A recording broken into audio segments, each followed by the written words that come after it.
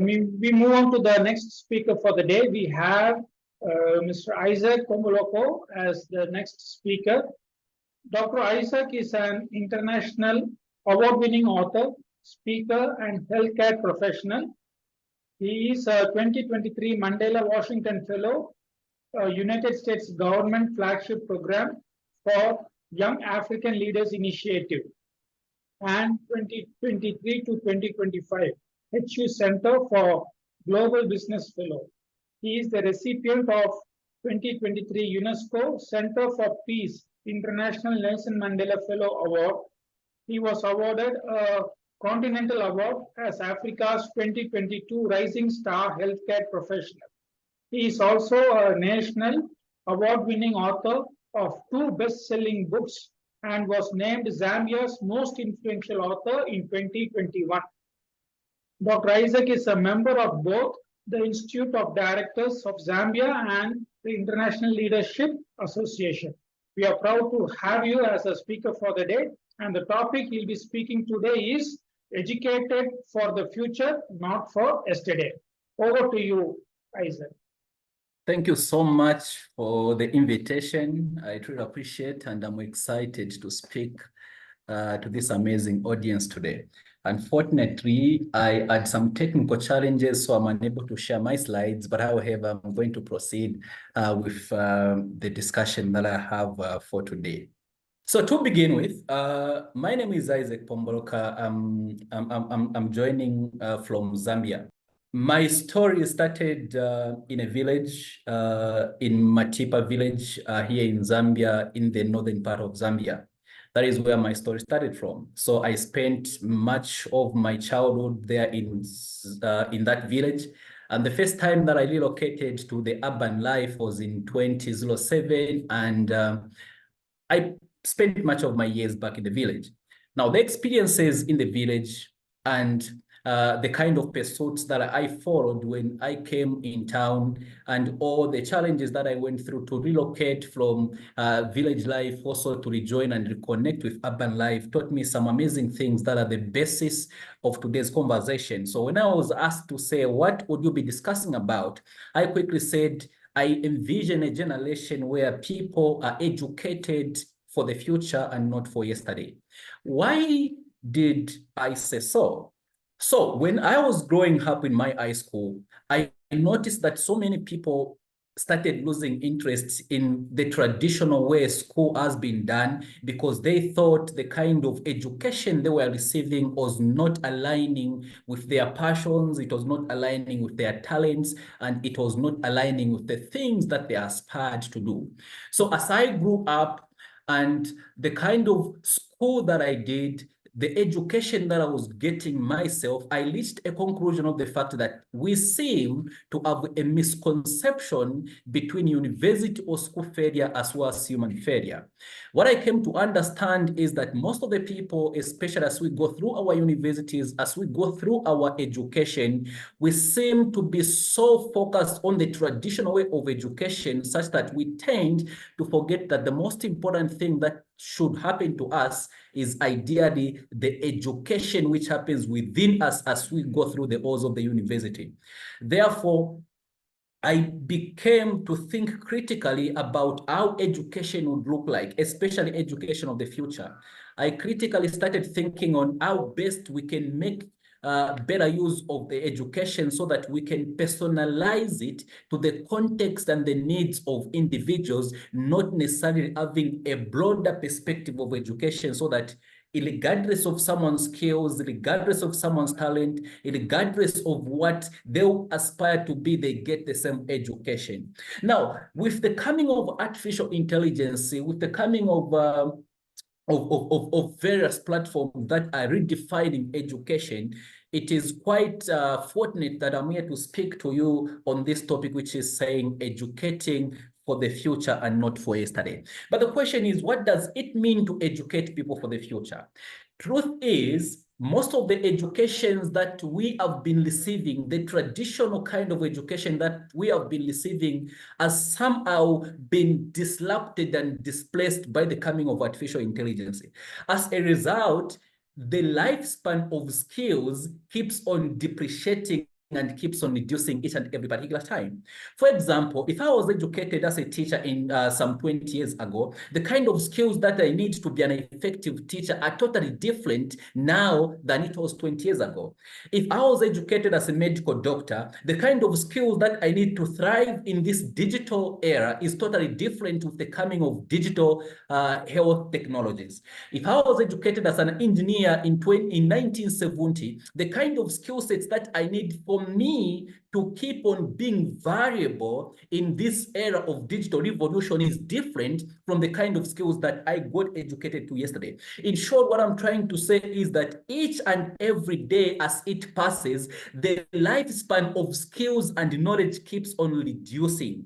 Therefore, if I had some amazing skills that were very competitive and highly demanded by the marketplace of 1980s, those skills are not going to make me variable in this generation. So the question that we need to be asking ourselves is, how am I getting the education which is going to ensure that I sharpen my skills and I get the knowledge that I need for me to be variable in this digital marketplace? So this is what it means when I say it is high time that people started thinking of educating themselves for the future and not for yesterday.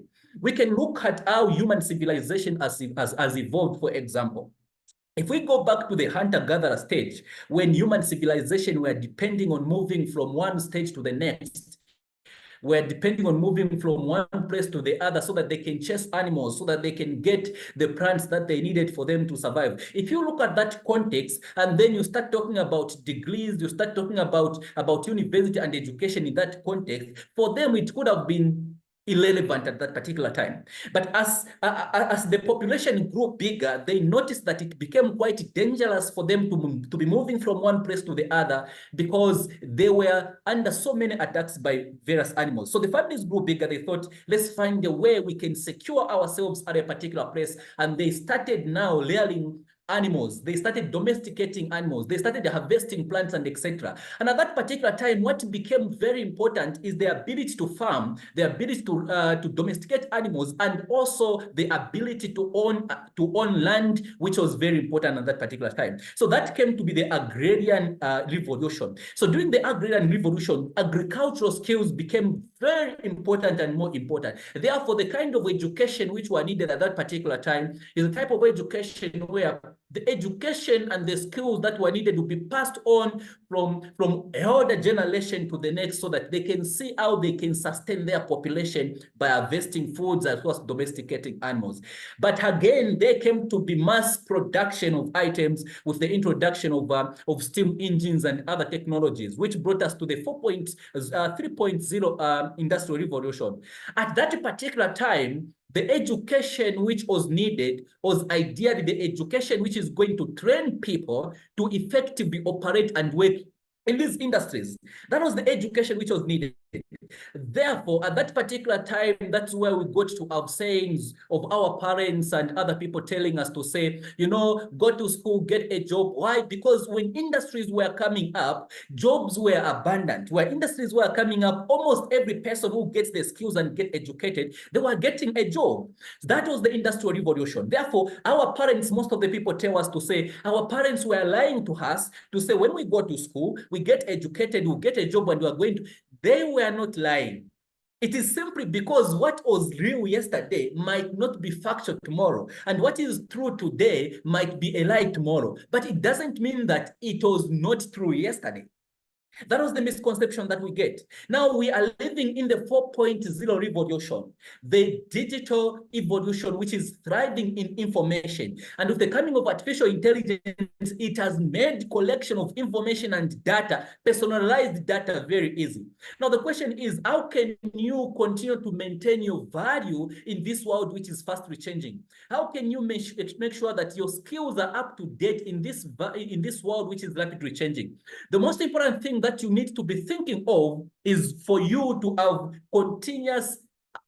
continuously be able to update your knowledge. Now, let me share 5 things that I felt are very cardinal and very important from the teacher's perspective, from the educator's perspective, as well as from the student's perspective on how best they can be educating themselves for the future. because relevance and being variable in this dynamic world depends on evolution. He who cannot adapt and evolve into a better version of themselves than they were yesterday are going to be outdated. And when they are outdated, it means the skills they have, the education they are going to get will not be used by anyone in the near future. Let me give an example of what happened before COVID-19 came in.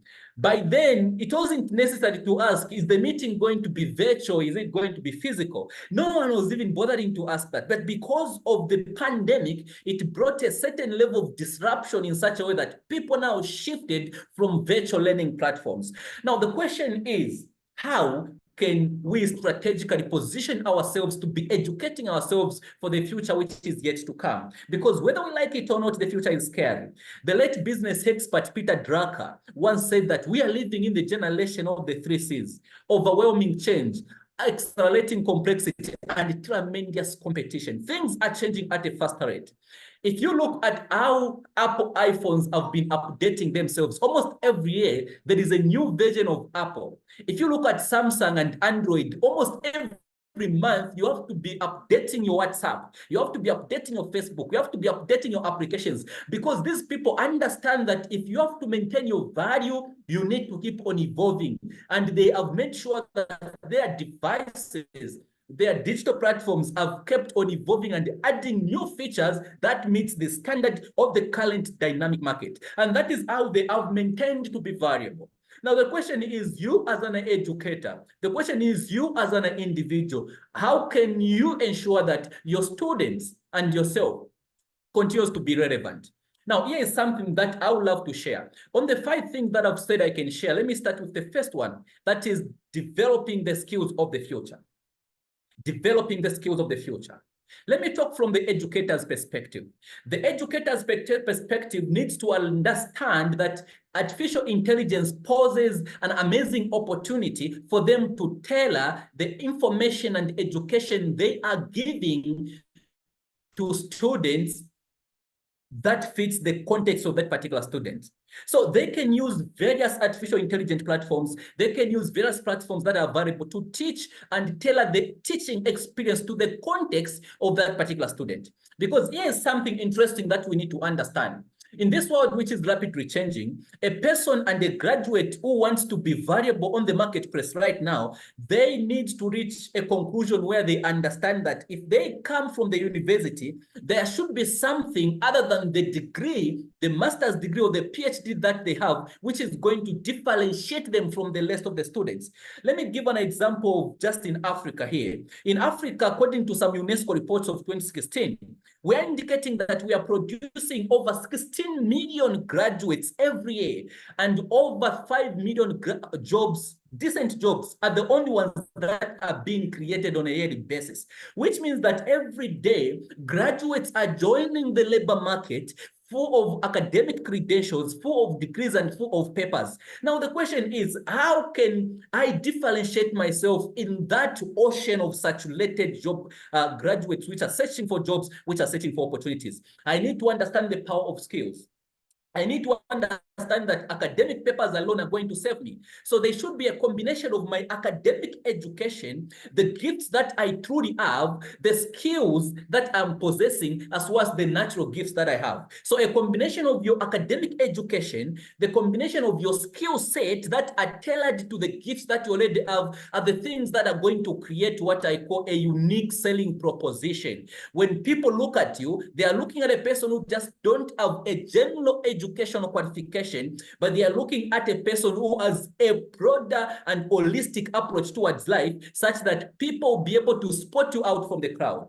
Because I always tell people to say, no matter how saturated the labor market is, no matter how saturated this land of opportunities are, so long as you are good and exceptional at what you do, the world creates a place for you. The world creates an opportunity for you. Now, the only way you can do that is when you are able to be identified by something unique about you other than the education that you are getting. Therefore, educators need to thrive in ensuring that most of their students, most of the people that are going through their hands have education which is being tailored to the context of their skills, tailored to the context of their natural gifts, tailored to the context of their talents. If they do that, they will be creating a generation of people that will be able to use their skills to thrive and innovate in this world which is ever changing. Because we are at a point where we need new paradigms of human talents. We need new paradigms of human potentials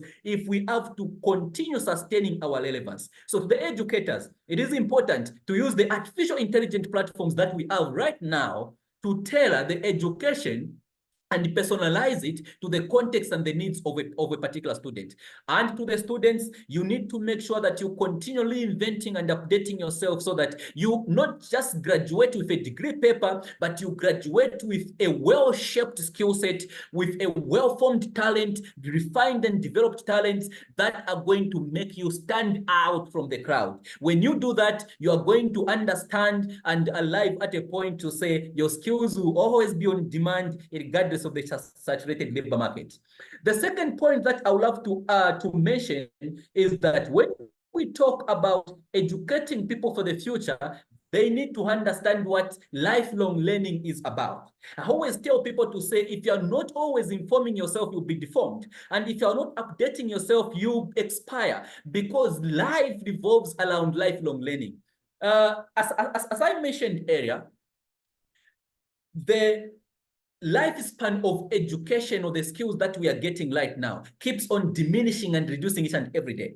Very soon we are arriving at a conclusion whereby once I know for my 4 years degree program, by the time I'm finishing, much of the things that I've learned, 80% of them would have been outdated because of the coming in of new technologies and new information. Therefore, if as a student and as educators, if we are not embracing the mindset of being a lifelong experienced learner, then we'll always be outdated, and we're not going to continue maintaining our value and relevance in the world which is yet coming.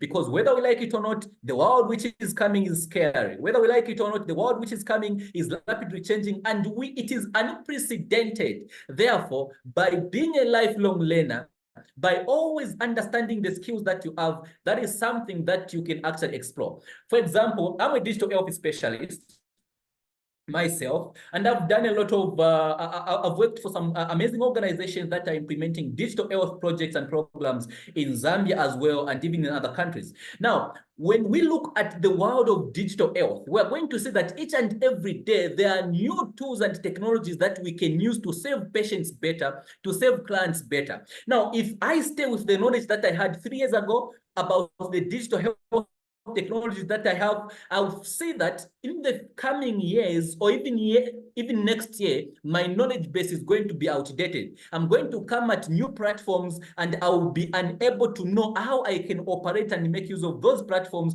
to serve clients better. So as a digital health specialist, number one thing that I have fully embraced is to understand that as technology evolves each and every second, and so is my knowledge base. I have to continue updating myself on a daily basis so that I can understand new technologies. Now, how can you do that?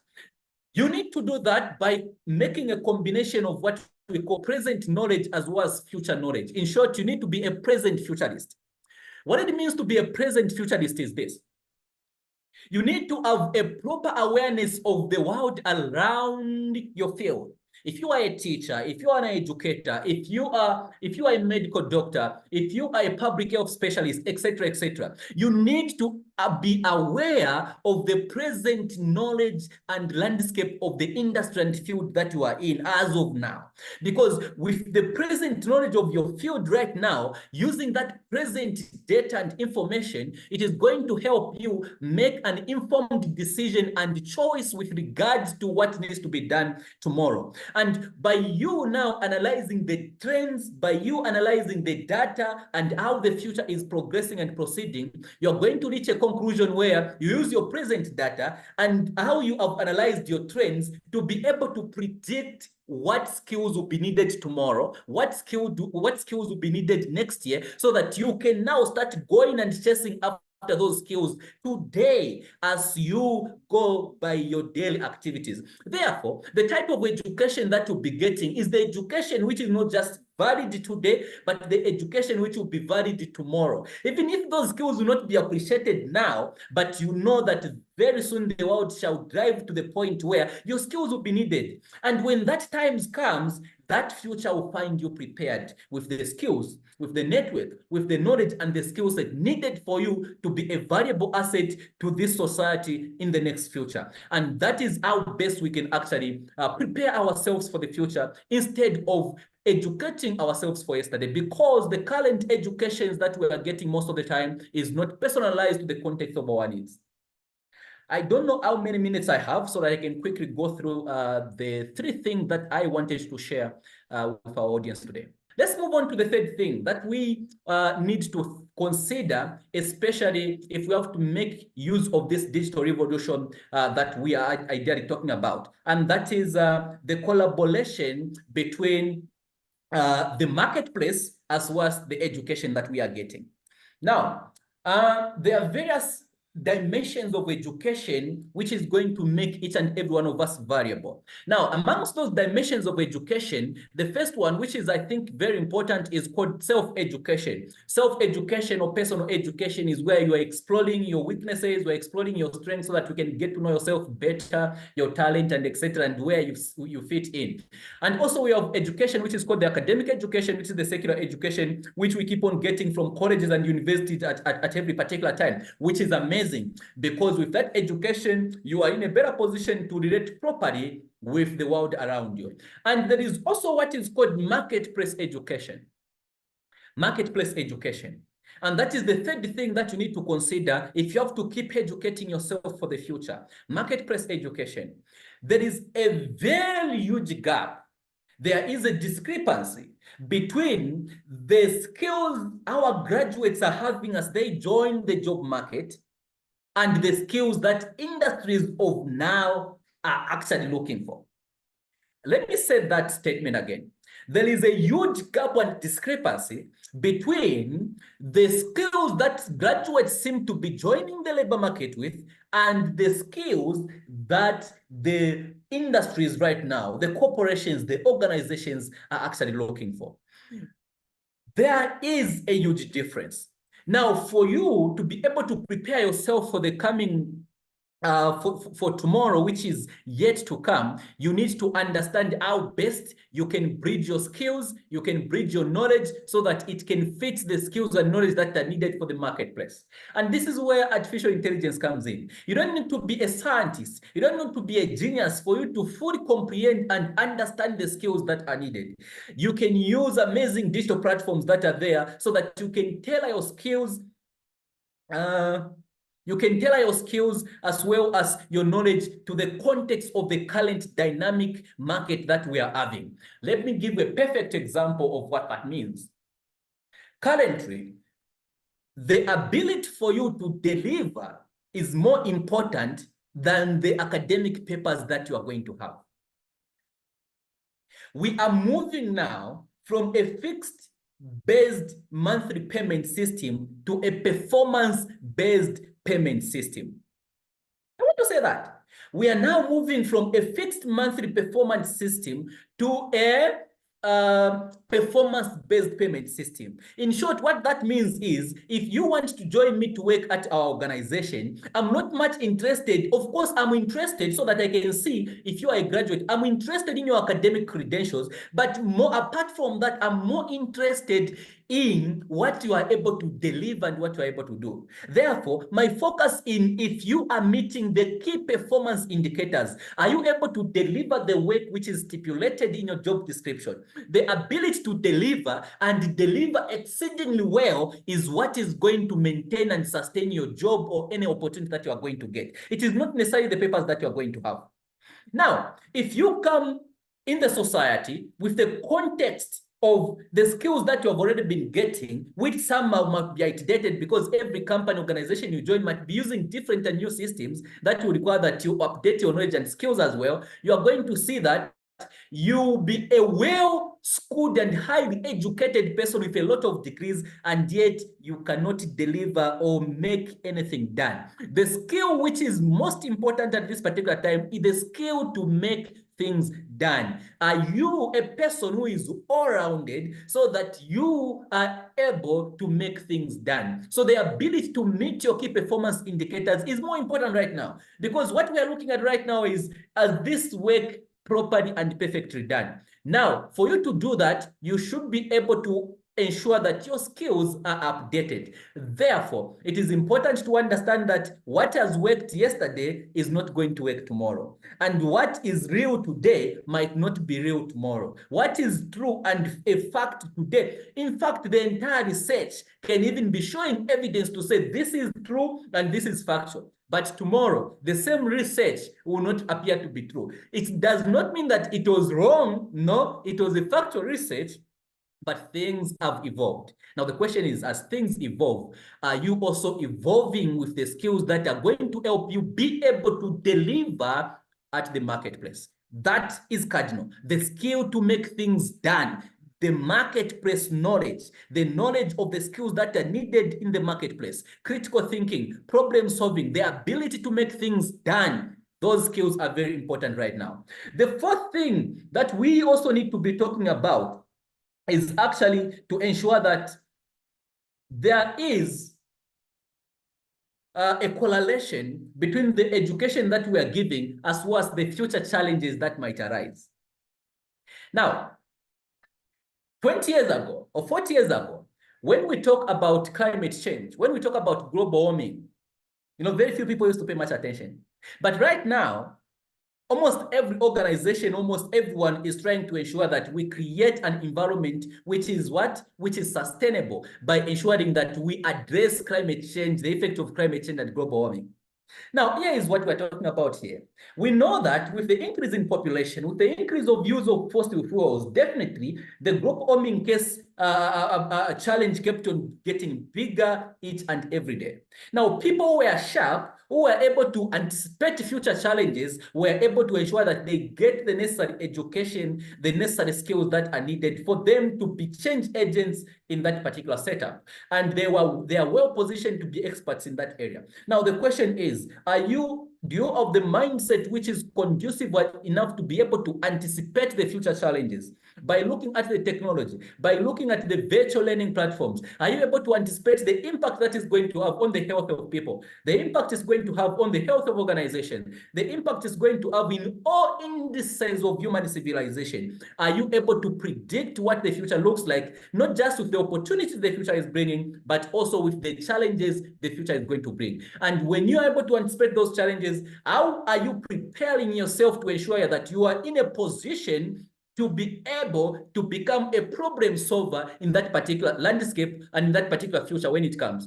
Because the value that you have is entirely dependent on the number of problems that you are able to solve. That is why we have a situation where we have a lot of graduates and PhD holders in history, and yet we have less solutions to the problems that we are facing. Why? Because in most of the cases, the current education that we are getting might not necessarily be enough. But with the coming of artificial intelligence, the power is in your hands. You have the power to contextualize the education that you're supposed to be getting. You have the power to go after the education which is going to sharpen your natural skills, sharpen your natural talent, so that you can be a problem solver in the community. If you are not positioning yourself to be a problem solver in the community, then you are going to be outdated just in the blink of an eye. And lastly, let me say something that I always say before closing my presentation. And this is the thing.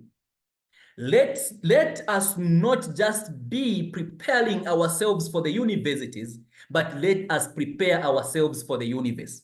Because the value of life is not allowing yourself to go through the university, but the value of life and relevance lies in allowing the university to go through you. And what that means is that it has to expose who you are to this world, so that the story which is coming with who you are is able to change the lives of other people in the society. Therefore, as we prepare for our universities in this world of artificial intelligence, what is more important is ensuring that we prepare ourselves for the universe to harness solve and understand the challenges that this university is offering and how best we can be a problem solver in that kind of a digital landscape. Thank you so much for the invitation, Texila. I truly appreciate, and I hope you picked one or two things from the presentation that I had. Thank you so much. I appreciate it. Thank you, Isaac, for a wonderful presentation. Now we move on to the Q&A. I think we have a question in chat box. Okay, what do you suggest as the Yes. contributing factor for one to continue with self-education versus the job that is currently in? For example, when one wants to learn areas outside of the job specifications, is it not to affect the performance at work, yet not even be able to finance that self-education? In short, self-education and its financing. Okay, that's a very good question. So the question is, how can you be able to balance up self-education with the kind of education which is needed at your specific job, if I'm not mistaken, if that was the correct, if that's the correct way of paraphrasing this. Okay, so here's something. I personally started out as a nurse. I started out as a registered nurse. But when you look at my portfolio right now, I've done a lot of consulting works in digital health and also in leadership development. I've done consulting from some amazing organizations in the United States. I've been to some to Russia, and my books that I do write have actually crossed huge boundaries, but I was able to actually build myself in those areas whilst I was also working as a digital health specialist with an organization in a full-time job. Now, what used to happen is that whenever I knock off from my full-time job, I used to dedicate some of my hours after work to be able to invest in the education which I knew was aligning perfectly well with the vision that I had for myself, as well as the talents, skills, and the gifts that I naturally have. So by me focusing the use of the time after my work hours, that usually helped me to be able to shape myself and prepare myself for the roles that I wanted to pursue and chase after in my life. So the best thing that we can do, of course, is that you don't have to leave your current job, but it is important to understand and reach a conclusion that this life is all about how you make use of your hours after your job, because those hours after your job is what dictates how you are going to end up in a few years to come. So it's about making use of the hours after your job to ensure that you focus on the education, which is speaking to your current vision, which is speaking to your vision of the future. Yeah, thank you so much. Thank you, Isaac, for the wonderful presentation and taking up the questions. Thank you.